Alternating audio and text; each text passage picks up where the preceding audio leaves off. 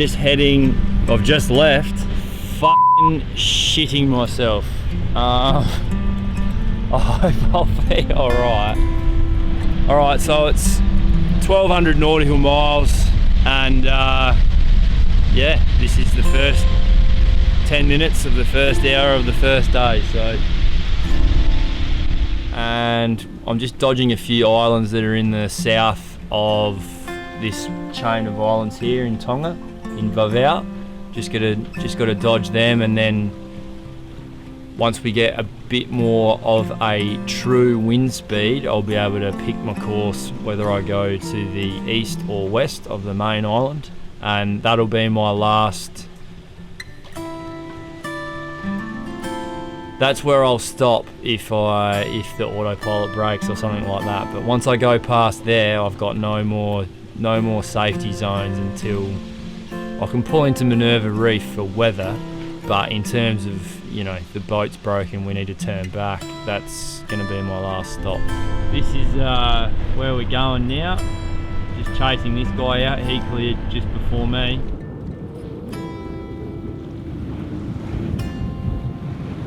So as you can see behind me, we've got a bit of shelter with the islands there, which means we're not getting any swell, but we're getting nice wind just zipping over the top of it. It's been a while since I was actually sailing, and I'm sitting here thinking, oh, you know, this is pretty nice, this is pretty cruisy, and I know when I get out around this corner, I'm going to be like, oh my god, here we go. Elaynas just a mess at the moment. It's a poor girl. So that's a bit rough on her. Stacks of people have done so much more crazy shit than this, so, you know, I'll be fine. Bang! Immediately broken a winch. Now I'm going to keep going because I can run them further aft. It's less than ideal, but I wasn't going to do that many sail changes anyway. But it's one of those things that you always see when people have a catastrophe. It's because there's been one thing and then another and then another, but I'm still not turning around. I think I can still get it in one gear but not the other. It's very similar to what happened to us on the Atlantic crossing, and I tried to pull apart a winch then with Jack. We nearly lost half the bits and we didn't fix it.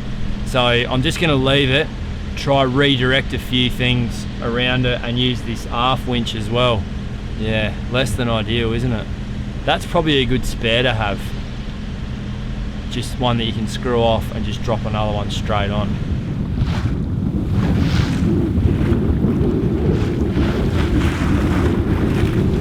And these people say to me, why you not fish?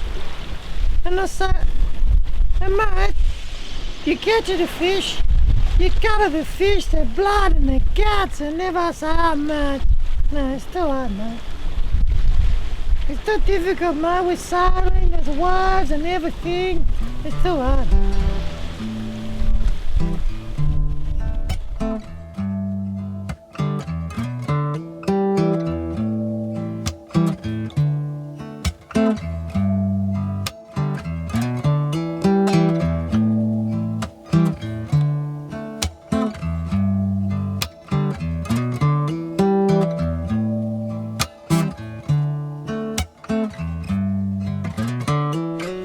About 80 nautical miles south of where we started. It's going to be a bit of a sleepless night, I think, because I'm too close to land to risk any sort of sleep. I'll have little nana naps. When I get about 5 miles away, I can risk going to sleep for an hour or so. I'm going to start reading some books and listening to some I might have a beer.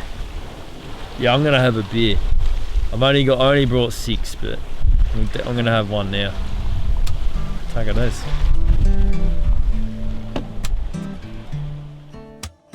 As the sun goes down, I change everything over, so all the stuff that I was using during the day, like sunscreen, water, all that sort of stuff, goes downstairs, and I bring out torches, lash a few things down that might have been a bit loose, and tidy the whole cockpit area, get everything ready in case something goes terribly wrong at night time, it's so much scarier at night time. it can really get to you. But yeah, that's what I'm about to do now, and I'll also Elaynas asked me to film the sunset every night.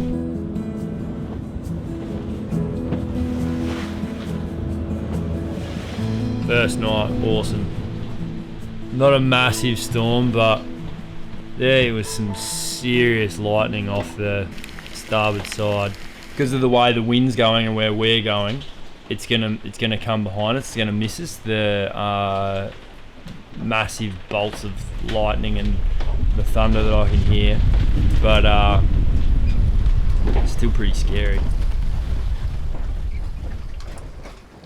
Okay, so I spent a lot of time at sea with just me and the camera, and if you'd like to see some of the photos I took, please head over to my Instagram, link in the description below.